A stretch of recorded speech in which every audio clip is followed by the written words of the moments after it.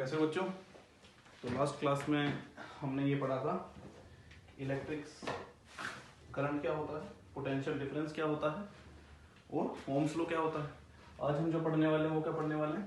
Circuit diagram, resistance, factors affecting resistance, जिसमें basically हम resistivity भी पढ़ लेंगे साथ साथ। ठीक है, काफी इजी टॉपिक है, एंड तक देखना क्योंकि रेजिस्टिविटी आपका बहुत इंपॉर्टेंट टॉपिक है बेटा। एग्जाम में इससे पक्के क्वेश्चन पूछे जाते हैं। ठीक है, काफी इजी टॉपिक भी है लेकिन काफी इंपॉर्टेंट टॉपिक भी है, काफी कंसेप्चुअल क्वेश्चंस आते हैं इस टॉपिक में से। ठीक है, अभी हम पहले ये समझते हैं बेटा कि हमारा सर्किट डायग्राम क्या होता है। सर्किट डायग्राम क्या होता है? सर्किट डायग्राम बेसिकली कुछ नहीं है बेटा। Circuit diagram is a representation of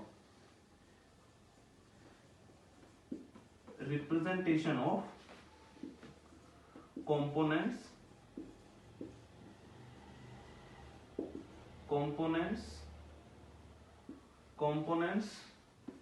of electric circuit. बेटा इलेक्ट्रिक सर्किट में जो कंपोनेंट्स होते हैं उसी के रिप्रेजेंटेशन को क्या कहा जाता है?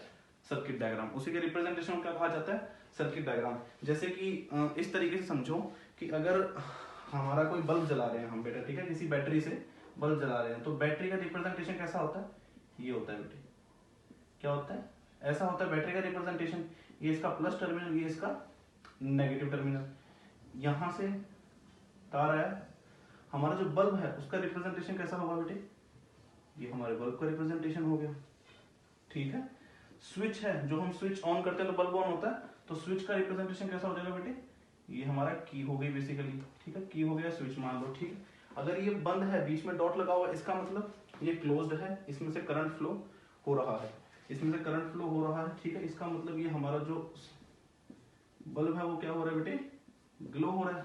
ठीक है, लेकिन अगर यहीं पे अगर इसको हम ओपन कर दें, ये लो मैंने इसको क्या कर दिया? ओपन कर दिया। ओपन कर दिया, इसका मतलब क्या है बेटा?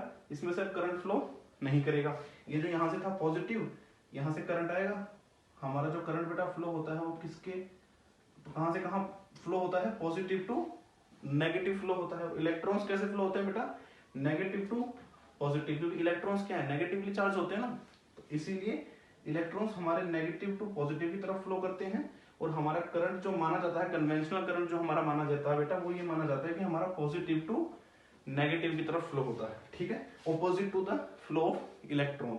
ठीक है, यहां से करंट आएगा, यहां जाएगा बेटे। अगर ये ओपन है तो यहाँ पे आगे रुक जाएगा, इसके आगे जा ही नहीं पाएगा। इसके आगे अगर वो जा नहीं पाया, इसका मतलब यहीं पर रुक गया, पूरा सर्किट ब्रेक हो गया। सर्किट ब्रेक हो गया तो हमारा बल्ब नहीं जलेगा। लेकिन अगर हमने इसको क्लोज कर दिया, मान लो हमने इसका बटन वो स्विच ऑन कर दिया, स्विच ऑन करते ही क्या हो जाएगा बेटे? ये सर्किट पूरा कंप्लीट हो जाएगा और हमारा बल्ब जो है वो क्या हो जाएगा? ग्लो करने लगेगा। ठीक है, तो बेसिकली इसी को रिप्रेजेंटेशंस के थ्रू दिखा दिया जाता है। अब जैसे कि रेजिस्टेंस होता है बेटा, तो काफी बार ये क्वेश्चन बच्चे को किसी को भी नहीं पता होता कि रेजिस्टेंस को रिप्रेजेंट कैसे करते हैं। रेजिस्टेंस को रिप्रेजेंट करते हैं बेटा ऐसे। ये हमारा रिप्रेजेंटेशन है किसका? रेजिस्टेंस का। रेजिस्टेंस के ऐसे रिप्रेजेंट करते हैं। बेसिकली क्या है? कुछ नहीं है, उबड़ खाबड़ रोड ब्रेकर है और कुछ नहीं है। ठीक है, इस तरीके से इसको रिप्रेजेंट करते हैं। रोड ब्रेकर क्या करते हैं? जब हम जाते हैं तो स्पीड, जो रोड पे जो ब्रेकर्स लगे होते हैं वो क्या करते हैं बेटे? स्पीड ब्रेकर्स हमारी गाड़ी की स्पीड को धीरे कर देते हैं ना। तो रेजिस्टेंस का भी यही काम है, जो हमारा करंट है उसको रोकता है। करंट को क्या करता है? रोकता है। तो स्पीड ब्रेकर की तरह वो भी करंट की स्पीड क्या कर देता है? धीरे कर देता है। तो बेटा एक बात सोचो, अगर यहाँ से करंट आया, इस बल्ब में आया, तो बल्ब में आएगा तो 101% बल्ब को कुछ ना कुछ तो करंट चाहिए, बल्ब को कुछ ना कुछ तो करंट चाहिए, तो वो उससे करंट लेगा, उससे क्या होगा? रुकावट आएगी। और इसी को भी बेटा एक तरीके से बल्ब भी हमारा क्या है? रेजिस्टेंस है। बल्ब भी क्या है बेटा? हमारा एक रेजिस्टेंस है। ठीक है, तो इसी डायग्राम को हम इस तरीके से बना सकते हैं कि ये यहाँ पे हमने ये बैटरी लगा ली। ठीक है बेटे, ये हमने यहाँ पे की लगा दी और ये बंद कर दिया। अब ये बल्ब भी ऐसे डिनोट हो सकता है, एक बल्ब है जिसका रेजिस्टेंस क्या है? आर। एक बल्ब है, रेजिस्टेंस की है वो भी एक तरीके का, तो उसका रेजिस्टेंस क्या है बेटा? आर है। ठीक है, ये चीज हो गई। अच्छा, बैटरी, ये बैटरी है, एक सिंगल सेल। अगर कोई बोले कि सिंगल सेल का रिप्रेजेंटेशन चाहिए, तो सिंगल सेल का क्या होता है बेटा? एक बड़ा डंडा, एक छोटा डंडा, बस। ये एक सेल है और यहाँ पे ऐसे ही मैंने 3 लगाए हैं, देखो ध्यान से, 1 2 और 3 लगाए हैं, मतलब 3 सेल की बैटरी है। मतलब 3 सेल की बैटरी है ये, यहाँ पे भी मैंने 3 लगाए हैं, मतलब ये भी 3 सेल की बैटरी है बेटा, और ये एक सिंगल सेल है, ये एक सिंगल सेल है। मेन आपका यही है बेटा, ठीक है। अच्छा, एक दो चीजें और आती हैं, काफी बार एग्जाम में ये पूछ लेता है कि बताओ हमारा जो वोल्टेज है या फिर इलेक्ट्रिक करंट है वो मेजर कैसे करते हैं, ठीक है। लास्ट क्लास में मैंने आपको बता दिया था कि वोल्टेज पोटेंशियल डिफरेंस क्या होता है और इलेक्ट्रिक करंट क्या होता है। अगर आपने वो नहीं देखा है तो आप एक बार जाके चेक कर लो, ठीक है। उसमें हमने ओम्स लॉ भी समझाया था। तो ये आ जाता है काफी बार कि पोटेंशियल डिफरेंस हम किस चीज से मेजर करते हैं। तो पोटेंशियल डिफरेंस को जो बेटा मेजर करता है इंस्ट्रूमेंट, उसका नाम होता है बेटे वोल्ट मीटर। क्या होता है? Volt meter. और जो हमारा इलेक्ट्रिक करंट को मेजर करता है बेटा वो क्या होता है? एमीटर। क्या होता है बेटे? एमीटर। अच्छा, वोल्ट मीटर मतलब पोटेंशियल डिफरेंस निकालना है हमें, तो पोटेंशियल डिफरेंस किसी दो पॉइंट के बीच में निकालते हैं। ऑब्वियसली मैंने आपको बताया था पोटेंशियल डिफरेंस क्या होता है, work required to carry a charge from one point to another. तो मान लो अगर हमें ये बोल दिया जाए कि बेटा इन दो पॉइंट्स के बीच में क्या निकालना है? पोटेंशियल डिफरेंस निकालना है। पोटेंशियल डिफरेंस निकालना तो आप क्या कर दोगे? इसके पैरेलली, और ये हमारा वोल्ट मीटर लगा देंगे। इसके पैरेलली क्या कर देंगे? हम वोल्ट मीटर लगा देंगे।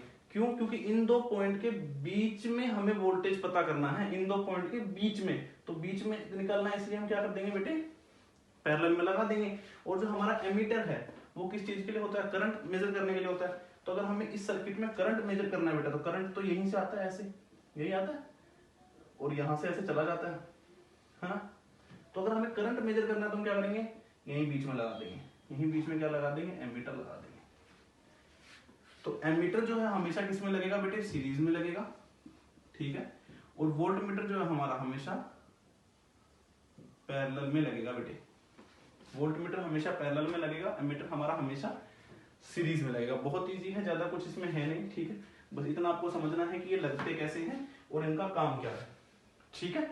अब जो बात आती है वो आती है बेटे रेजिस्टेंस की। अब किसकी बात आती है? रेजिस्टेंस की। अब हमारा दूसरा टॉपिक क्या पढ़ना है हमें आज? रेजिस्टेंस। रेजिस्टेंस क्या बताया था मैंने लास्ट क्लास में जब हम ओम्स लॉ पढ़ा रहे थे? बताओ, रेजिस्टेंस मैंने क्या बताया था लास्ट क्लास में? रेजिस्टेंस होती है बेटे रुकावट। क्या होती है? रुकावट। कुछ नहीं है, सिंपल है। अब हमें सेकंड टॉपिक आज का हमारा क्या है? रेजिस्टेंस।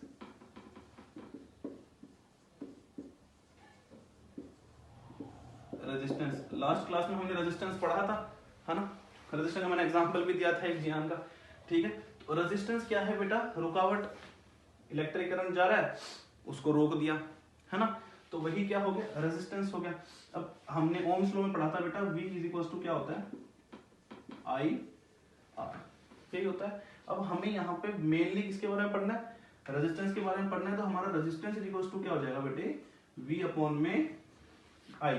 रेजिस्टेंस क्या हो जाएगा? V अपॉन में I, ठीक है। और हमारे जो R होता है, रेजिस्टेंस होता है, इसकी SI यूनिट क्या होती है? इसकी SI यूनिट होती है बेटा ओम। क्या होती है? ओम, ठीक है। और इसको डिनोट करते हैं हम इस तरीके से। थोड़ा अजीब सा है, एक दो बार बनाओगे ना बन जाएगा, ठीक है।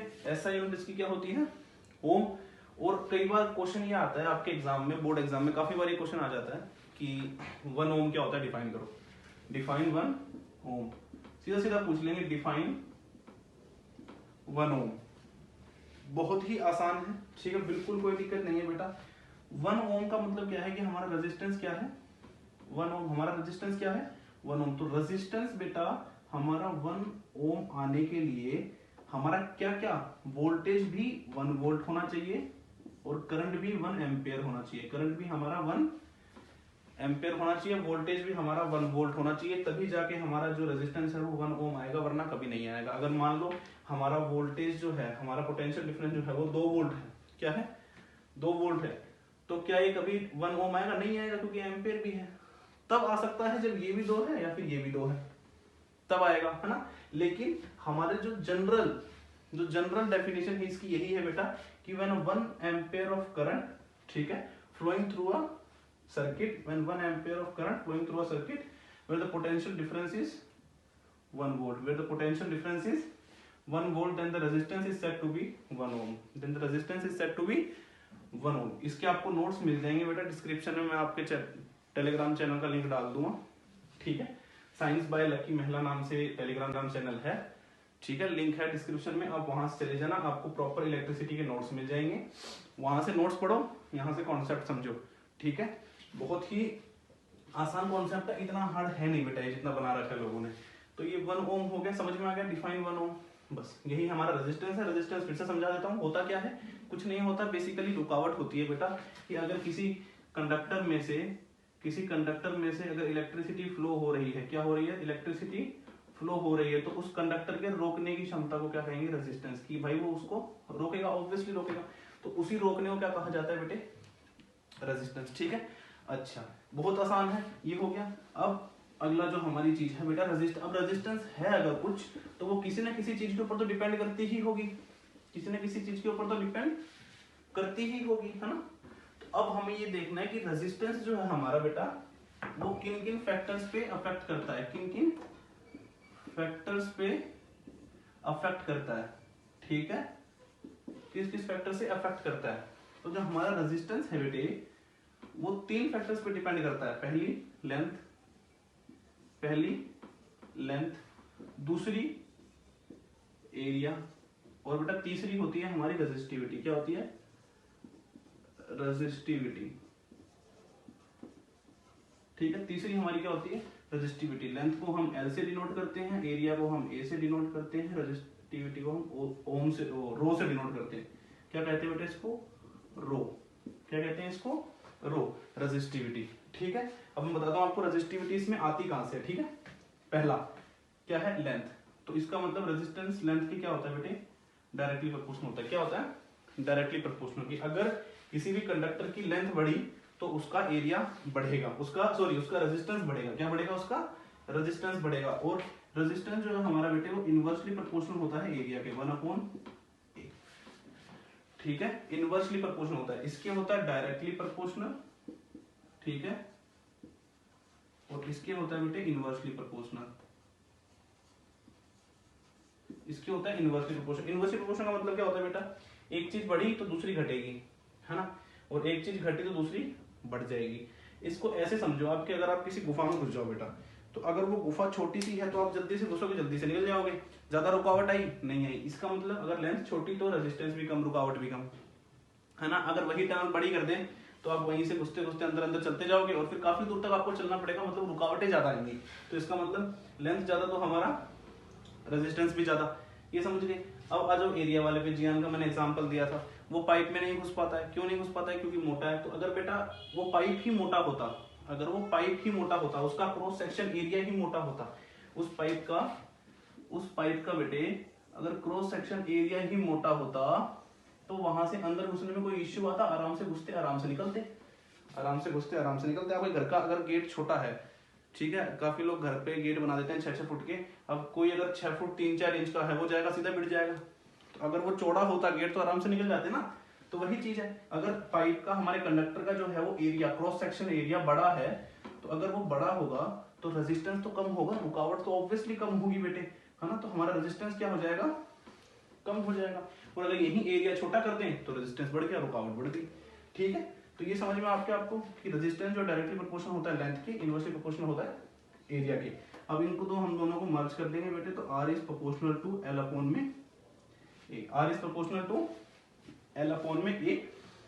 जब ये प्रोपोर्शनल का साइन हटेगा, जब ये प्रोपोर्शनल का साइन बेटे हटेगा तो यहाँ पे रो लग जाएगा, रो एल अपॉन में ए। यहाँ पे रो क्या है हमारा, प्रोपोर्शनल कांस्टेंट है। क्या है बेटे, कांस्टेंट है यहाँ पे रो हमारा, ठीक है, कांस्टेंट। और इसी को रेजिस्टिविटी कहा जाता है। इसी को ही क्या कहा जाता है बेटे, रेजिस्टिविटी। इसी को क्या कहा जाता है, रेजिस्टिविटी। ठीक है, और रेजिस्टिविटी कभी चेंज नहीं होती। हर मटेरियल की रेजिस्टिविटी बेटा अलग अलग होती है और वो कभी चेंज नहीं होती। जैसे कि मान लो अगर कोई एल्यूमिनियम है, तो एल्यूमिनियम की अगर रेजिस्टिविटी मान लो 5 है, तो वो 5 यहाँ पे भी 5 है और अमेरिका में भी 5 है, क्योंकि एल्यूमिनियम तो एल्यूमिनियम है, चाहे यहाँ रहो चाहे वहां रहो। ठीक है, तो एल्यूमिनियम की रेजिस्टिविटी जो है वो हमेशा सेम रहेगी, कॉपर की भी सेम रहेगी। जो भी मटेरियल है उसकी रेजिस्टिविटी कभी चेंज नहीं होगी, रेजिस्टिविटी कभी भी चेंज नहीं होगी। और रेजिस्टिविटी बेटा, अब जैसे हमारा रेजिस्टेंस है तो हम पढ़ते हैं कंडक्टर और इंसुलेटर पढ़ते हैं ना, कंडक्टर और इंसुलेटर पढ़ते हैं। इनमें क्या होता है, कंडक्टर में रेजिस्टेंस क्या होता है हमारा कम होता है। कंडक्टर में रेजिस्टेंस क्या होता है, कम होता है। इंसुलेटर में हमारा रेजिस्टेंस क्या होता है, ज्यादा होता है। इंसुलेटर में रेजिस्टेंस क्या होता है, इतना ज्यादा होता है कि करंट फ्लो ही नहीं कर पाता, और कंडक्टर में इतना कम होता है कि आराम से निकल जाता है। इसलिए अगर आयरन को कहीं आप लगा दोगे तो करंट लगेगा ना, अच्छा खासा करंट लगेगा, है ना। तो इसका मतलब क्या है बेटे कि कंडक्टर का रेजिस्टेंस क्या होता है, कम, और इंसुलेटर का रेजिस्टेंस ज्यादा।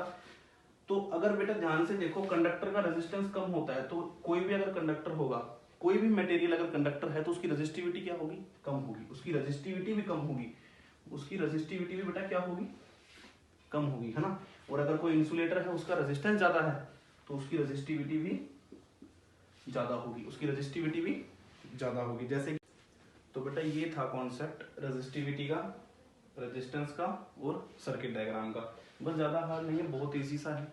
बाकी 2 महीने बचे हैं आपके बोर्ड के लिए, इसको तैयार करना शुरू कर दो बेटा, ठीक है। आपको अप टू डेट अगर नोट्स रखने हैं, नोट्स मैं लिंक डाल दिया टेलीग्राम, फिर से बोल रहा हूँ, आप एक बार नोट्स वहां से नोट कर लीजिए, यहाँ पे आके कॉन्सेप्ट समझ लीजिए। आपका सिलेबस 2 महीने बचे हैं, 2 महीने के अंदर अंदर आपका सिलेबस पूरा करवा देंगे, क्योंकि इस टाइम पे आप सिर्फ रिविजन कर सकते हो। अगर आप पढ़ने बैठे तो बेटा बहुत बड़ी मुसीबत में हो आप, क्योंकि 2 महीने बचे हैं बोर्ड के, आपको इस टाइम पे रिवीजन करना है, जितना हो सकता है उतना रिवीजन, जल्दी जल्दी कॉन्सेप्ट समझना है, ठीक है। 3-3 4-4 घंटे की वीडियो कोई मतलब नहीं बनता, पढ़ने बैठोगे तो गए।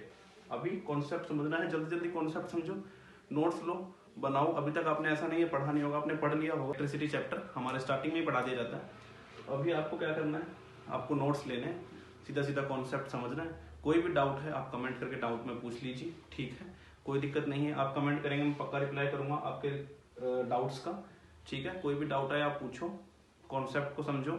2 महीने के अंदर अंदर जब तक बोर्ड आएंगे तब तक आपका सिलेबस मैं पूरा कंप्लीट करा दूंगा, ठीक है बेटा। तो that's it for today's class. अगली क्लास में हम इसके कंसेप्चुअल क्वेश्चंस कर लेंगे। चलो, थैंक यू सो मच बेटा।